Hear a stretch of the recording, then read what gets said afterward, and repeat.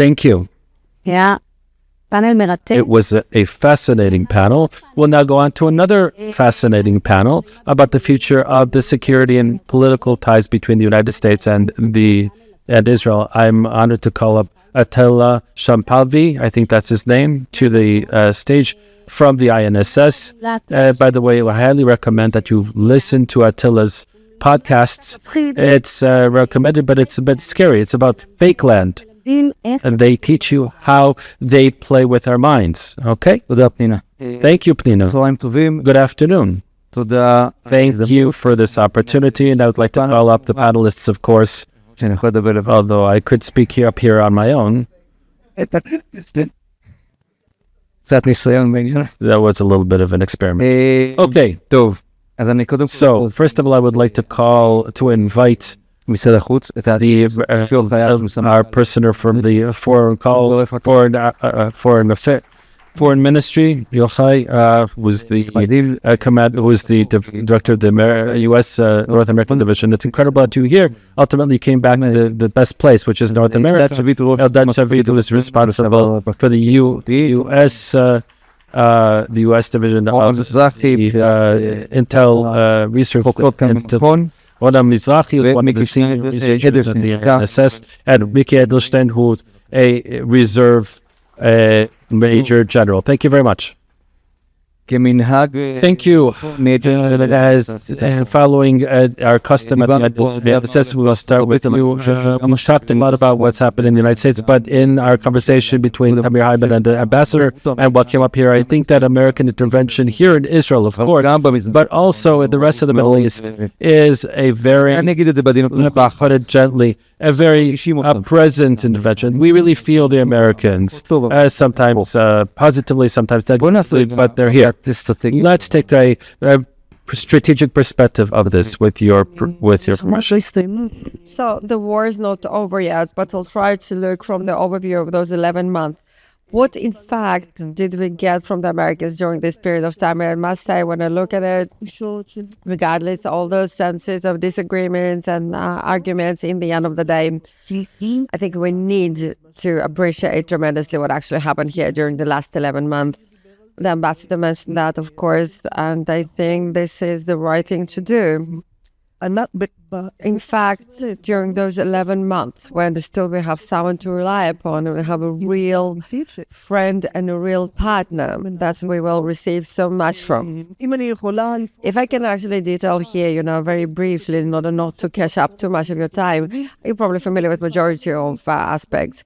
Military support, political support, international, global support, all the topic of the regional defense alliance that they try to create here in three very important parts: the aid, sending the forces at certain points of time where they felt that Israel needs this support, and it's not necessarily something they will be able to cope.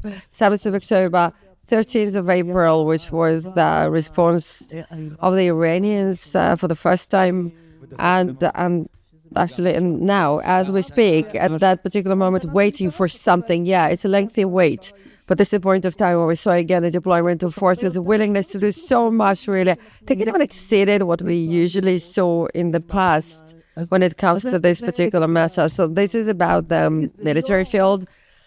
And this is not just like getting the principle, absorbing the principle that Israel needs to be defended and Israel needs to have the capacity to defend itself, but let's be party to this attempt. So just a second, would you say, Orna, that there is Israeli dependency upon, because 7th of October did prove to us that we're not that strong as we thought, especially, but we need from time to time this hug from our dearest friend. This is actually the opposite side of it. We did receive so much, we support it, and we use this help. From the other hand, it does create some kind of dependency, and it also requires from us to take into consideration American policy. But I think if you take the pro and cons of this matter, we need to receive the recognition of this aid and help. We need to appreciate this aid and help. in order for us to continue to develop that in continuation. And I do think we shouldn't really stand in the way of this very special process that exists between ourselves and Americans. In light of what the American is giving us, behave. The ambassador put it beautifully, really. The best friends of yours never tell you where you are wrong. They are not actual friends. Lior, we are in those battles. The rounds, all the skirmishes on the neighborly level. Americans are pressing, Netanyahu is pushing back. Well, when it comes to the truth of life, and I think the ambassador said, we're still in a very powerful place. We have really strong and powerful relationship, but there are problems. In the Ministry of Foreign Affairs, do you see those problems? Do you solve the problems? In the discussion with different communities in the United States, a new generation is coming to the stage. This is so true. Can you hear me? So this is so true. This is very true. First of all, I would like to support, I think 7th of October, the American response to 7th of October did prove something that we do talk about for years and years, of a true partnership of values and joint standing and American support and the importance of such support. I don't want to talk about the dependency or not, but in addition to this support, political support and direct support and military support, and the creation of the regional coalition and regional deterrence that we talked about before. There was also leadership in actions of the United States that led the international community. President Biden's visit here, that is a visit of Anthony Blinken, an international arena leading various moves in the Council of Security and in other institutions. They gave us an ability to make decisions on the governmental level, the war cabinet in Israel, and the IDF in a freer manner. And I think this is exactly the mechanism that we are trying to reinforce in Ministry of Foreign Affairs, creating this political, diplomatic iron dome. I love the diplomats, really love diplomats. And so we were sort of saying, we need you. You have so many ways to express that. Yeah, so you got my message, beautiful. Yeah, but you did touch here upon something that is extremely interesting, and I think you discussed it during the previous panel as well, and it's really important for us. We did understand that American support over Israel, especially after 7th of October, is part of the national security of State of Israel. This is the foundation. This is the very beginning. Without this support, we can't carry on. There is no any other superpower that can be the strategic pillar of Israeli national security. Therefore, it's extremely important for us to preserve American support, since it's a part of national security of the State of Israel. If we will lose it, the currency we'll have to pay with is the currency of national security. It's not just the military security, in fact, or defense security, it's economical security. Airlines, tourism, in any field that will impact us, obviously, with a very destructive potential. Therefore, we need to identify processes that are happening in American society and the impact of those processes upon the State of Israel and the support of the State of Israel. Need to get ready. Do we need to do that? We didn't do that. We do it all the time, really. I think in Ministry of Foreign Affairs, we do that all the time. We're the only entity that is in the field constantly.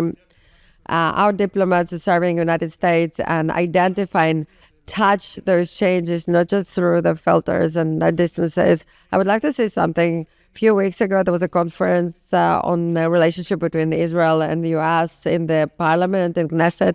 I think some of you were present, and we're talking about the VAP, values, interests, and politics relationship. I loved very much this definition. Very sharp, really, and very accurate. But our purpose is to connect and to grant a deeper meaning to values and interests and less to politics, really. To keep outside the politics as much as possible when the Americans, but well, do you see here changes in American society? We see significant changes, so you have to cope with political changes because political perspective is changing. We heard it in the previous panel, yeah. Obviously, values will be impacting political points of view and etc. There are changes in American society that will be influencing the way they see Israel. There are changes among the decision makers in America. Those changes are biological changes. Generation X that today is controlling, which is the generation that is making decisions, is aging and leaving the stage. And the next generation, the millennials, boomers are aging. Generation X steps in, and afterwards the Y and millennials will be coming to the stage. they have a different set of values. And one of the best examples will be that highlight that, I think, is the way they actually get the information about what is happening in Israel. This is not through traditional media that has a gatekeepers that can actually separate between reliable information and, let's say, information that is slightly more delusional. Majority of the generation of millennials and definitely Generation Z get the information from electronic means of information. Therefore, they don't have those foundations. It's not even a secular generation. It's complete distancing from the religion. Among the younger generation, it will be impacting the concept of Israel as well. There is a rise of groups that are minorities by definition, such as immigrants, blacks, and LGBT, that are influencing politics in America much more than they did in the past. And all of those aspects create a change of values in the United States. When we talk about values, we must know how to connect to those values, new values of the decision makers in the United States in order to continue their support.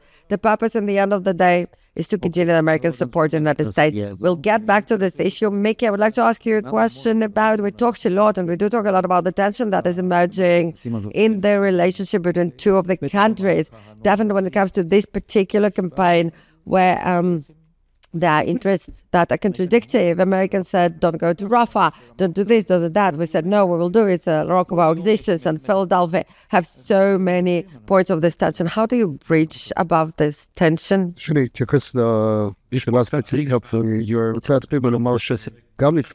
by saying that even before the 7th of the 7th of October, the United States allowed us great freedom of operation, even when we were all of that was in their interest, having the high friction or high engagement events. And since this 7th of October, we have to say that the support has been unprecedented. I think we all know that every day a situation assessment is done at CENTCOM at the Pentagon on Israel and what Israel needs.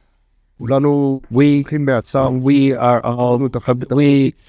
that they're keeping back the Iranian and the Houthis, and they've created a international coalition dealing with the Houthis and taken one front away from us in the and according to foreign press, they also allow us to reach those further away enemies. So those who speak about freedom of operation, you have to look at the half of the cup that's full in the past 11 months. And yes, there are differences between our interests. Of course, the Americans have a lot of similar interests when it comes to defense in the 14th of operation that's tied to the deterrence. Without the contribution led by the Americans, the British and the French, it would be hard for Israel to deal with certain components of that. It really takes a lot off of us. And so in defense, they definitely are more of an enabler. On the other hand, yes, they also have their own views. And Rafiaq was mentioned here, as well as other things. And definitely, they're definitely trying to understand and see whether we're in the same wavelength.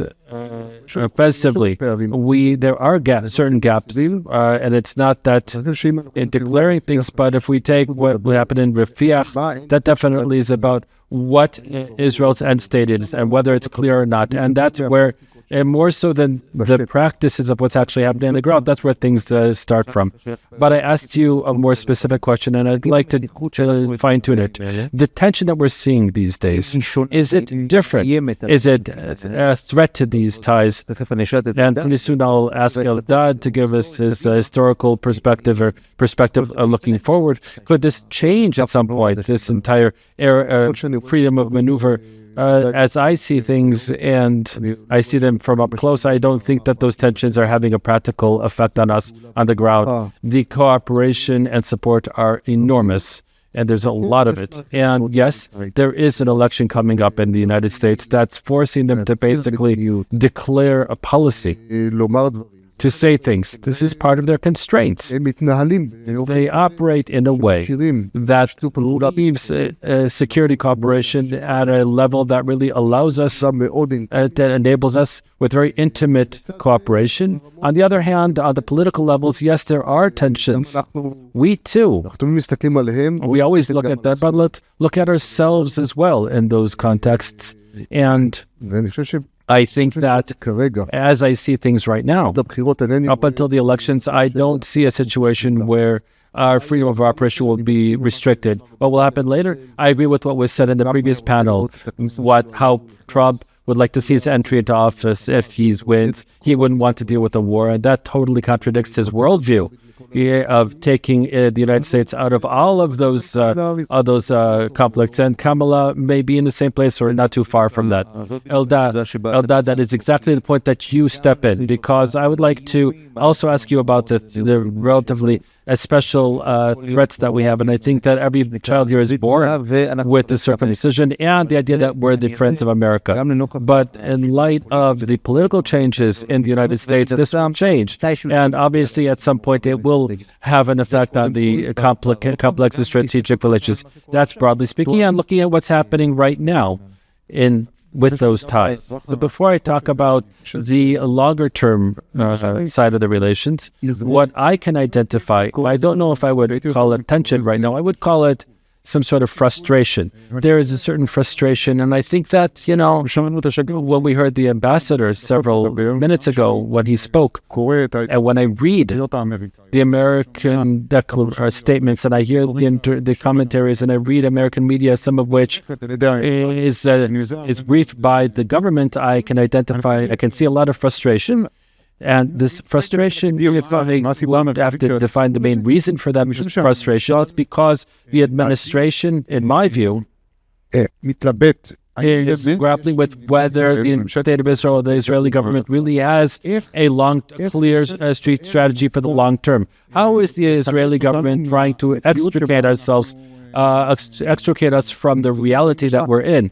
And this is a clear call for a direction. How does it solve what's going on in the Gaza Strip, and how it ties that to preventing a wider war in the region. In the first rounds before the assassinations in Beirut and Tehran, one of the main reasons the Americans had invested so many forces weren't just about defending Israel, but also to prevent themselves from being in a reality where they would need to intervene and expand the military involvement such that there will be a conflict between them and Iran. That was also one of the reasons, not just Israel. So in American strategy, they're constantly looking for this. And for many years, they've been looking for this, perhaps even since April or even before that. During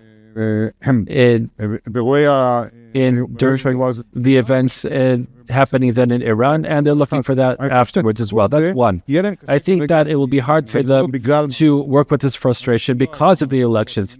I think that without the elections, we'd see the Americans being a little bit more tougher on Israel with their criticism, and perhaps doing things to clarify to Israel that there are things that do not advance American interests. The Israelis need to look at those American interests. That's in the short term. And then relating to one of the things that the ambassador said, that Biden is perhaps the last leader in his generation that grew up on the heritage, the tradition of, and the heritage of the whole Holocaust, and the mentality not based on interest, but this dedication to Israel, the understanding that he's committed to Israel. And yes, we are seeing changes, generational changes in the United States. We're seeing demographic changes in the United States. We're seeing the public sentiment that is getting more extreme on both sides. We talked about isolationists on one side and progressives on the other, and this is all producing a threat toward that future understanding in the United States of continuing to be committed to the defense and the well-being of Israel. I think that the state of Israel needs to prepare for that, not just to deal with what's happening today, but to deal with what's happening tomorrow in order to try to understand what the changes are. By the way, not everything is tied to Israel. Some of them are unrelated, but they will have an effect on Israel. And by the way, we have people, this person here in the foreign ministry is in a very senior role dealing with this, and others authorities in Israel are talking about defense contracts. Yes, that's on the other side of the coin. On the one hand, you need to better understand what's happening in the United States, or what will happen in the United States in the next 10 years. Let me remind you that in 2028, the MOU with regard to military assistance to Israel will be renewed. And regardless of the administration, whether it's Biden, Trump or Harris, and they will have to deal with that. So we need to prepare for that, perhaps, which is going to be in the future. Beyond that, the Defense Pact issue is a very central one. The INSS several months ago published a memorandum that outlines the disadvantages and advantages, and the bottom line there was that after we weighed they needed to, through some sort of an agreement, the Israelis need to ensure that those questions that could come up, and they have to have answers to those. And it has to eventually end up in your, as the official representative of the state, you have to also address this issue. What do we do? I think that with regard to the Defense Pact, this is something that comes up every several years, and it's come into the discourse after the INSS's paper that we've read thoroughly, and this is definitely supposed to be handled by decision makers in Israel, and perhaps not during a war, and certainly not during elections in the United States. Ultimately, this isn't a good time to discuss these things because of the urgent issues, and talking about the Defense Pact is something that needs to be done when we deal with a very long-term vision of the ties between the countries. But we do have to look at, and Gadi talked about it in a conference recently at the Foreign Ministry regarding the demographic changes in the United States. And one of the questions that I'd like to raise here, we talked about the intergenerational changes, the young people, the more progressive population, and the demonstrations on the campuses were mentioned here as well in the previous panel. I would like to take one question and one dilemma and present it. Something we're talking about part of the life cycle here, because we in the Foreign Ministry are running polls on positions and in the United States on positions on Israel. We've been doing that for over 4 decades. We see that we have a very serious problem now with youngsters aged up to age 30. Since the October 7th, it's become extreme on all scales, and we're seeing a change that is basically changing from age 35 to 40 and positions Israel. They say that once you take out a mortgage and you have children, you understand that your attitude needs to change a bit. And the question is it something like this? In 10 years, the people who are now protesting in campus, are those people going to get back on track, so to speak, the track of the good old U.S.? Or are we talking about a different generation that's changed, and they're an indicator of this change in another 10, 20 years when they become the decision makers? They'll be in a totally different position. I think that what was mentioned in the previous panel shows that, she's also making that change in America, within those tracks of American politics. But this basically means, if I'm really understanding what you're saying, that means that the state of Israel doesn't necessarily, and you're saying this as a representative, we don't have real, genuine tools to deal with these changes in the United States, and we may end up paying a price for that with our strategic perspective regarding interventions and how much. I'm speaking here in my role as the Deputy Director of North America, and my concept here that the ties between the United States and Israel are the most important factor in Israeli diplomacy. They affect not just our bilateral and economic relations, they affect our ties with Arab countries, and everything that's tied to Israeli diplomacy and Israeli foreign policy has something to do with the United States at a major level. So Israel really needs to invest in it. It has to invest in these ties, not for today, not for 2025. It needs to invest for 35 and 45, and understand that this investment is part of Israel's national security. In other words, to invest in those for future decision makers, to invest in those demographic changes, to find those connections to population groups that aren't connected to this sentiment of the Holocaust that the ambassador talked about here, or Latino immigrants coming to the United States who don't understand why the United States needs to be Israel's closest friend, or why Israel needs to be the Americans' closest friend. We have to explain to them and teach them about the tie of the values between Israel and the United States. I served in Miami and the Cuban community, which is very different from the rest of the Hispanics in the United States. They understand this based on the assumption of this support for democracy, and again in that struggle against democracy that they had.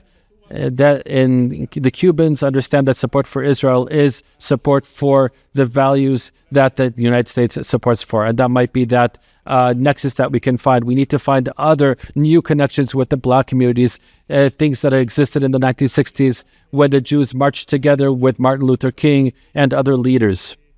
In the 1980s and 90s, we lost that emotional connection. These are some of the most challenging populations. We have to find a way to restore that discourse with the United States, the American Jews. That's very important. This is a bit of commentary. This basically that saying that that Israel isn't doing enough to connect to those populations, to those places, to those problems, to those changes. We're not there. That means that they aren't doing it. And a lot more needs to be done, because ultimately I think that these changes are a challenge that we need to contend with. We, Israeli diplomats, and we, the State of Israel. Orna, we'll start with you. And Mickey, we're coming into our last 4 minutes. I will be very brief. I would like to address the topic of the formal relationships of them. I'm coming from the system of defense, of course, and I would like to say about the defense agreement. Following this war, I did convert it a little bit of my approach.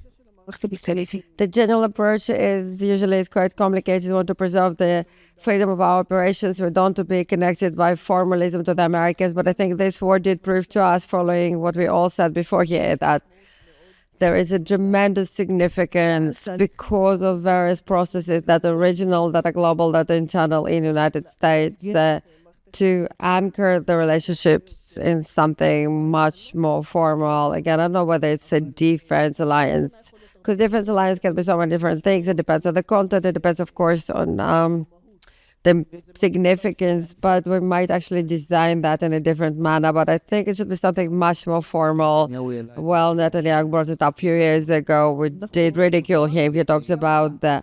Yeah, I said I converted. I did. Yeah, I did change my mind. So we have to, as I said, we're at the point where we do understand, again, things are happening in the regional arena that are significant change in context mostly of unification of the arenas and the threats around, and the fact that we every time will have to fight a multi-arena event.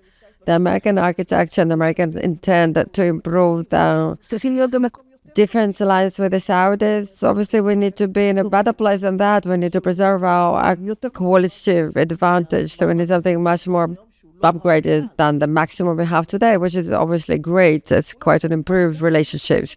And the American system as well that is changing. We can't trust who will be president within 8 years from now. We can't rely just upon that. So obviously we need to work upon some kind of anchoring that will be much more formal. So yeah, you want a paper.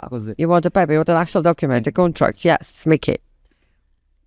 So the Americans during the last weekend, they allowed us to strike, preliminary strike. Didn't stand in our way at all. I'm saying that in order to actually, people talk about them. Defense alliance and defense contract, different legislative nature completely, has been signed by completely different entities. So we need to clarify a little bit the concept here, I think. We need to talk about that later on probably, but let's look at the situation when Iran within 6 months will have a nuclear weapons, if it will. So the American default, I think, is containment. Forever, this is their default, containment. Whether we are willing to be in this default of containment of the nuclear Iran power, because all the rest of the local threats are the first tier, and etc. We don't need this defense alliance for munition, probably, yeah, etc. But I think that the biggest question we need to first is looking at the biggest threat, and then we need to decide whether we can find a common ground in such a contract, not necessarily the alliance with the Americans. So this is our challenge. Okay, just a second. I must spend some time on it. Why do you think that Israel is containing the whole path of Iran towards the nuclear bombs? So yeah, I don't see what can we do then. Again, I'm not here in order to grade the performance of Israel. I think that Israeli strategy is failing from 2015 in my eyes. It's a complete failure after failure, really. Again, we didn't skip even one mistake that we could have actually make, and this is an expression of lack of strategy. And now the question is, let's analyze, or it's important to analyze history, but this is not the time to do that. Let's imagine that Iran is nuclear. Maybe we're missing something, reconnaissance-wise, but will we be willing to contain it? Up to now, yeah, we did it for different reasons. We contained. We declared many declarations, but we actually contained it in reality. And I think that when we look at the defense alliance, when such an existential threat is necessary to be examined, and this is where we need to look at the working opening points through the lens of the defense contracts, the different configuration that will allow us to receive American support. We talk about defense, regional configuration that might be quite significant for us when it comes to its impact, than something bilateral with the Americans. Because I think it will connect the Americans to the region based on our interest, of course. It will connect them to different points, not just versus Israel. It's just an example, so it's a regional configuration of alliances of that sort. Well, let's say food for thought. We'll create a conference around this particular discussion. Thank you so much, ma'am and gentlemen. It was fascinating, really. And hopefully, out of all those conversations, something will continue to emerge. Lior, it's in your hands.